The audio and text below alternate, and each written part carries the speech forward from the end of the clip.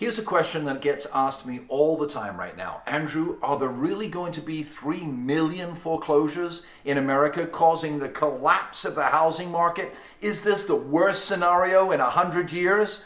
I want to give you some clarity in this video. But before we go on, I want to ask you, sincerely, click subscribe right down here.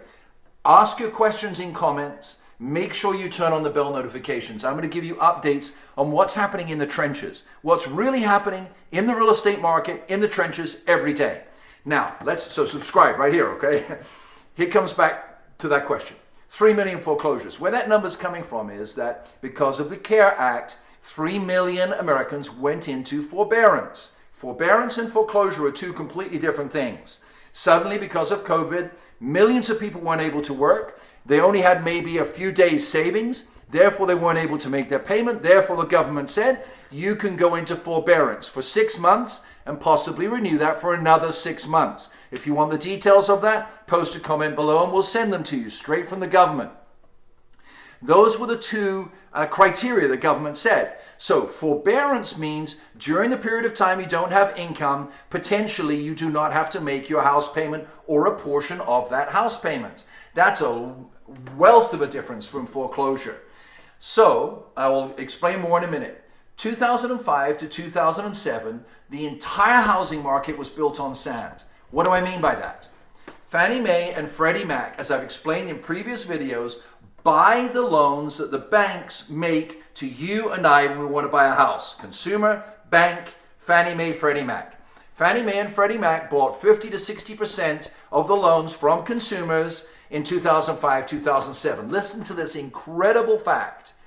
In 2005 to 2007, for Fannie Mae, 62% of the loans they bought were negative amortization.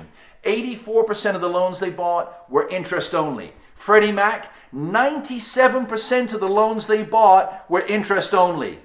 That means the entire basis of the housing market was on sand. Over the last 5 years or more, due to the Mortgage Reform Act, Fannie Mae and Freddie Mac, you know what the percentage of interest-only loans is they bought? 0. Because conforming loans, QM loans, are not allowed to be interest-only. They're not allowed to be negative amortization. So the foundation of the loans in America for average Americans is rock. In 2005, it was sand. So all these folks are going to forbearance. Many of them are going to look at it and go, I don't want to ruin my life. I've got my job back. Think about the job market now.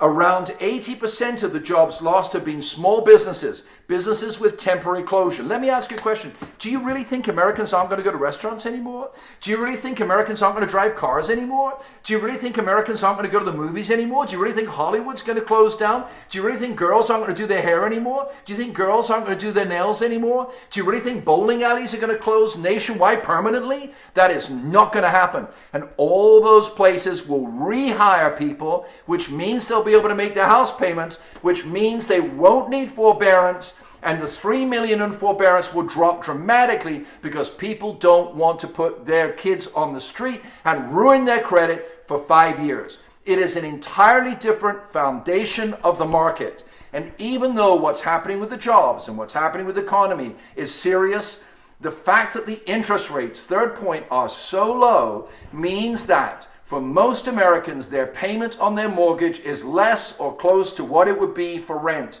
So why would you stop paying, ruin your credit for 5 years, cause all that worry and stress for your kids, and then just go down the street and rent a house not as nice as yours, with a landlord not as nice as you, just because you're angry? It doesn't make any sense. Please understand, this is not the same as 2005-07. It is completely different.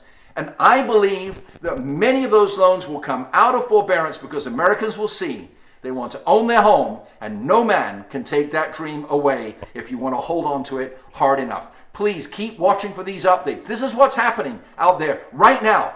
Watch, subscribe, place your comments. You're looking for a loan, you're looking for a home. Place your comments down below and my team will help you. Thank you for watching.